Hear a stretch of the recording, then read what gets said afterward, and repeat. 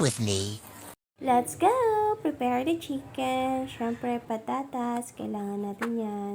So, yan. Hati-hatiin mo lang. Kung gaano kalaki gusto mo. Okay lang naman kung hindi mo hahatiin. Pero sa akin, I preferred na hatiin.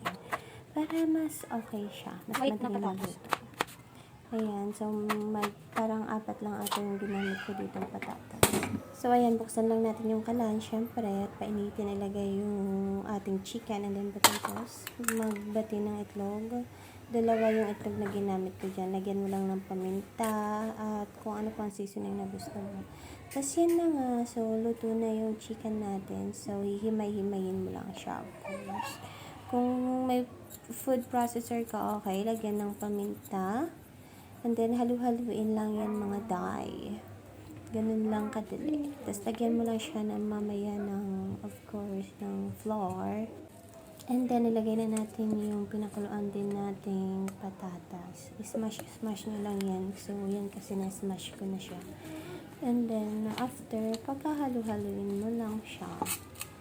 So, once na halo-halo mo na yan, isusunod na natin yung flour. Yan. Lagyan mo na lang dyan.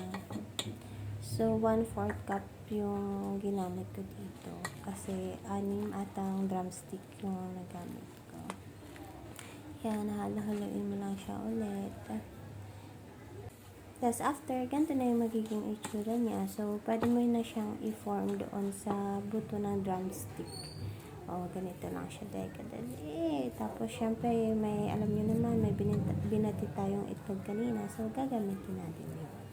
Same process lang mga guys sa iba nating mga drumstick na bones. So, i-form mo lang siya lahat. So, yan. Papakita ko sa inyo pagtapos na. Nga, na-form ko na siya lahat. So, yan. Look. So, yummy. Well, since na-form na natin lahat, so, painitin ulit yung kawali. Siyempre, bubuksan natin yung kalan, lagay yung kawali at painitin. So, after mainitin yung kawali, lalagay na natin siyempre ang ating mantika. Shala, lagay ng mantika. Charot. Yan.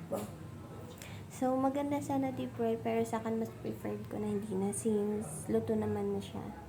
So, after nyan, mainit na yung ating oil. Lalagay na natin. So, linagay ko siya muna dun sa harina.